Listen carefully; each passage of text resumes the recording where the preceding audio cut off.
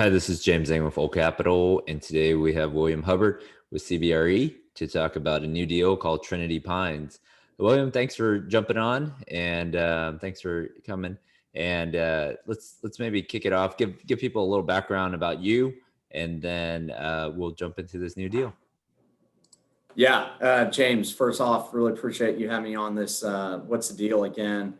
It's always a pleasure to be talking about properties that we're currently selling and honored to be here. So a little bit about myself. I work for the DFW multifamily team here at CBRE in our Dallas office. Our team is very uniquely structured. I would make the argument for that we kind of cover anything and everything pertaining to multifamily product within DFW. We have 7 producers, myself included, that covers everything from older vintage workforce housing all the way up to institutional, infill, high-rise apartment complexes and everything in between. Within our team, I work directly with a gentleman named Chris DA, who's been in the industry for a while. And Chris and I predominantly focus on the Trinity Pines of the world, this 70s, 80s vintage workforce housing product throughout the entire Metroplex. All right, let's jump into this deal that you guys just listed called Trinity Pines. So looks like a good, nice looking 80s product here in the picture. So let's jump in and tell people sort of where it sits and talk about the location for a little bit. Yeah, absolutely. I mean, this year, Denton's been keeping us very busy. This is our 3rd transaction in Denton this year. Denton, as you very well know, because I know we just got done doing a transaction up there together. It's a sub-market that's been catching our eye for quite some time. It's without a doubt one of the sub-markets that receive one of the highest growth as far as population and employment standpoint in DFW, as well as top ranking in the nation. Denton overall, since 2012, it's pretty astonishing, has received 38% population growth. It's what I would consider kind of the converging point of North Texas. It's hard to get anywhere in North Texas driving without going through Denton. You have 35 coming out of Fort Worth. You have 35 coming out of Dallas. You got 380 cutting east to west. It's really a converging point for a lot of reasons. And that's kind of why we're seeing, due to its location, so much development. We're starting to see it get built out, so much employment and job growth overall. So it's been a very fun, thriving market to be working in. So I'm gonna zoom in here. So not only is it a converging point for UNT and Texas Women Universities, but there is a Buc-ee's now in Denton. So that thing is massive, by the way. I don't know if you've driven by it. That's the biggest Buc-ee's I've ever seen. Yeah, so you coming down 35 down near UNT. I can't remember. I think it's off 35 East or down here. So on the south side of Denton. But let's not divert too much and talk about Buc-ee's too long. But I'm kind of mad we didn't put that in our OM. That should have been my first sales pitch right there. So. Yeah. So I guess talk about. I zoomed in here. So there's sort of a loop around 288 is the loop around Denton, and then sort of where this deal sits in comparison to the rest of the Denton, and talk about some of the demand drivers in Denton. You kind of hit the nail on the head when you first said the heartbeat of Denton is those 2 college campuses. You have TWU and UNT up there totaling 55,000 students. That alone has attracted a ton of apartment developers, surge in employment, and a surge in development across entertainment centers, retail, and just all aspects of the industry. So those 55,000 students, that campus really acts as a heartbeat in Denton, in my opinion. The economy overall is very diversified. You have a large presence of healthcare with 2 major hospitals located in Denton. You have those 2 colleges, as well as you have I-35, as we all know, cuts all the way up to Minnesota and is a huge transportation artery throughout the entire nation. So you're lined with a ton of industrial and logistics and distribution centers all across 35 and throughout Denton.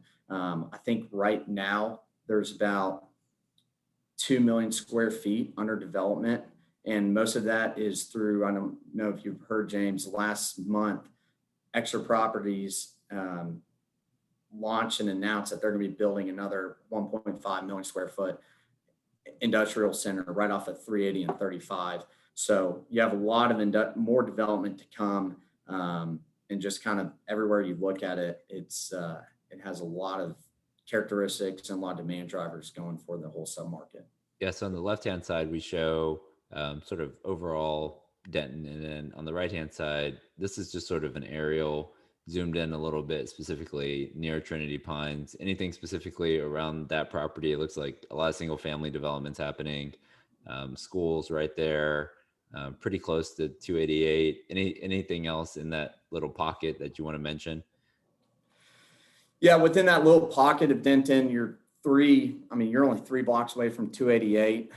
They're starting to build out that northeast sector of Denton as we speak. Currently, there's actually a 40-unit deal going vertical and breaking ground right now, just 2 blocks north of Trinity Pines. You hit the nail on the head too, where most of the surrounding area is single-family homes surrounding the property. That's what you're going to get in this sector. There's not a lot of existing apartment complex. There's a 44 unit across the street, and they're going vertical on that one just in north. But I think two, just maybe probably as a crow flies, half a mile to the west of Trinity Pines is a phase 2 development called the Mark at Denton. That's a CPG development, just got done with their phase 1, which is 316 units. They're about to launch phase 2, which they're building right now, which is 300 units. And that, in my opinion, a lot of people may look at that and say, oh, well, there's so much being built and this is going to cause a lot of competition. Well, that can be the case if you're buying A-class product, but not for the Trinity Pines of the world. I firmly believe it's a well-positioned property where, with the Mark at Denton and all these other multifamily properties being built, they're going to be raising the thresholds, the rent thresholds for that area. And last time I checked, I believe the Mark at Denton was going to be around $1,400 to $1,500 on average rent. So I think it's only going to elevate and have you see a huge increase during your holding periods with Trinity Pines. So that's kind of what's really going on in that immediate area. Okay, so we're sold on Denton. We've seen the property. We've seen some pictures of the property. So let's dig into the numbers and some of the characteristics specifically about this property. So this is some of the exterior. Anything on the exterior that you want to mention before we jump into the interior of the property? Yeah, it's pretty straightforward. I mean, the property is very well built with minimal deferred maintenance currently. As you can see, brick and hardy siding. 3 out of the 5 buildings were recently repainted and the siding was replaced. All 5 buildings received new roofs back in 2014 and 2015. The current ownership, they recently put in or installed 20 security cameras and floodlights and did quite a bit of landscaping. Your deferred maintenance on this is going to be very minimal, which is obviously a major benefit, but it's pretty straightforward and simple property as far as the exterior is concerned. Okay. All right. Let's jump into the interior. So there are some different characteristics of the interior. So maybe touch on what the current owner has done on the interiors, and then we can jump into, what the new owner could potentially do to sort of bring this up a level. Yeah. Great question. So the interiors, and I apologize, sometimes get long-winded. The property itself is 60 units. 55 of those units are what I would consider a partial upgrade. And then you have 5 units that are completely classic. What you see to the picture on the right hand of the screen is one of those partial units. As you can see there, those countertops, they're soft surface laminate countertops. So they just resurface those. They put in checker style cabinet fronts, backsplashes, black appliances, and redid the flooring. What could you do to those partial units and raise them to a higher level upgrade or a higher standard is only 32 of those 55 partial units have received those shaker style cabinet fronts. The other 23 units are flat surface and original cabinet fronts that have just been repainted. So those can be replaced. Those black appliances can be upgraded to stainless steel. The den the den that leads into the kitchen, they do not have ceiling fans. That's been a very hot commodity and a highly requested item by current residences. And then also all the units do not have, they have original blinds. They don't have the 2-inch blinds that could be implemented as well. Come to note, there's 36 units that do have washer and dryer connections that they're not currently charging a premium for or supplying those machines. 20 of those units are full size and the other 16 are stackable. So there's some wiggle room there. And then you could obviously take those soft surface countertops and upgrade them to either granite or quartz or make them hard surface. That was pretty good. We were going to show the slide that probably would have helped you out, but it was pretty good that you remembered all that. I'm sorry if I cut to the chase there. That's perfect. So we got all right, 60 units total, 5 are classic, 22 sort of have done a partial. You sort of just 22 partials, and then you think the partial 2, about 33 of them have done those. So I think we got it. And you think doing those upgrades anywhere from $80 to take them up to $150 maybe on the classics from there. Okay. Yes, absolutely. Yeah, we're from those partials where the property currently stands. We firmly believe there's at least $115 to $120 of uncaptured rent that you can gain by implementing those upgrades.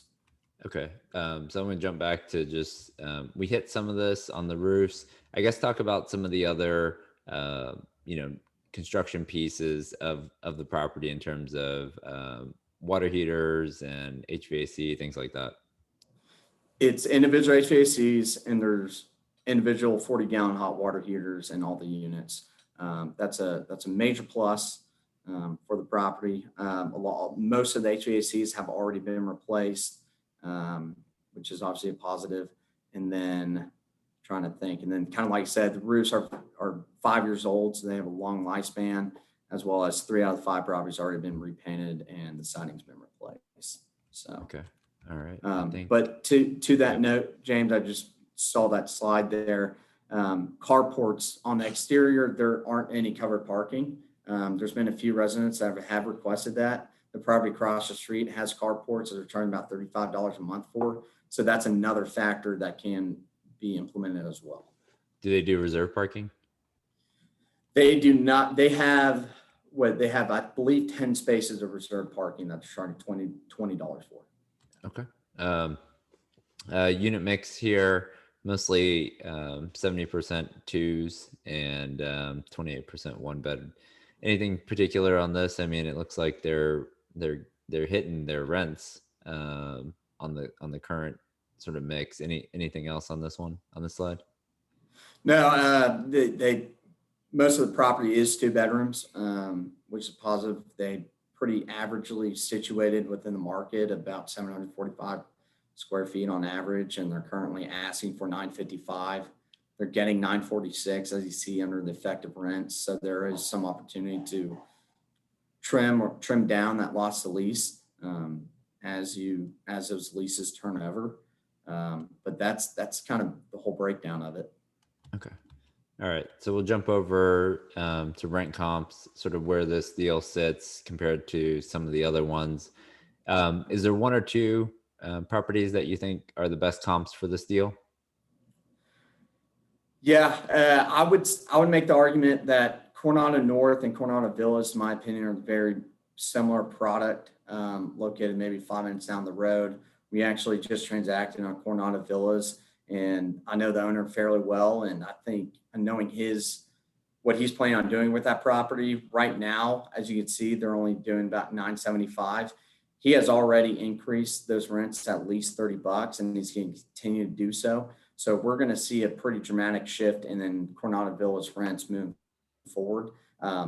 Overall, Trinity Pines, they're not the lowest cost provider by any means. They're not the highest. They're situated somewhere in the mid to upper quartile of the entire submarket. Typically what we see with this 80s vintage properties in Denton, you should be about $1,000, if not a little bit north of $1,000 in average rent, as well as somewhere around mid to low 130s. And that is in today's market. So there's a little bit of organic rent growth that can be had there. Okay. And then Rancho Joyce Lane, obviously, is very similar comp. They're going to be increasing the rents as well. Probably by the end of the year, they're targeting to get about 1,000 to 1,050 in average rent. So we're going to see that kind of slide up the scale. All right. So all this translates into the pro forma. So I guess from maybe take it from T12 to T3 into your pro forma. Where do you see the adjustments that a new buyer can make? Yeah, absolutely. So at the top there is obviously our income section. That value add rent growth is with implementation of everything that you and I just talked about with both the exteriors and interiors. How we're looking at it is we see that to be a 2-year value add program with a 50% turnover. So as those units are turning, we're upgrading those units. We're basically keeping everything pretty consistent. Our other income, our reimbursements, parking, all the ancillary income currently within the property, we're tying to the T12 and growing 3%. We come across a lot of properties. A lot of them need to be adjusted. The way Trinity Pines is currently performing, it doesn't need a lot of tweaking. Probably the biggest thing, in my opinion, is that payroll item. As you can see, they're doing somewhere between $1,700 and $1,800 a unit. That could be trimmed down. We see this similar type product anywhere in DFW typically operate around $1,200 to $1,400 a unit. So that can be trimmed down a little bit. They're staffed with 2 personnel on site. They do an immaculate job. And then obviously marketing and advertising, we trimmed a little bit too, as well as landscaping, but there wasn't any big shifts in their numbers. Yeah, I mean, it seems like these guys are doing a pretty good job just sort of keeping the property, looking good and leased up. So seems a good, I guess, a couple options that we can get into in terms of, I guess, before we get into the debt options, in terms of whisper price, do you guys have a price that you guys are targeting for this deal? Yeah, it's going to go north of 110 a unit. How much north is we don't know. We're fully anticipating to hit 7 million. So that's going to put you around 115 a unit. I would say that's a safe bet. Okay. All right. Yeah. I mean, so, with that whisper price, there's a couple of different options that you have as a new buyer. We're going to start on the left-hand side with sort of your recourse bank loan. So we just closed a recourse bank loan in Denton for a 1031 buyer. And these were similar terms, right? So 75% of purchase, 5-year fixed, 1-year interest only, maybe 18 months of interest only, and then 25-year AM. This is a newer product. And then they're going to have a step down prepay.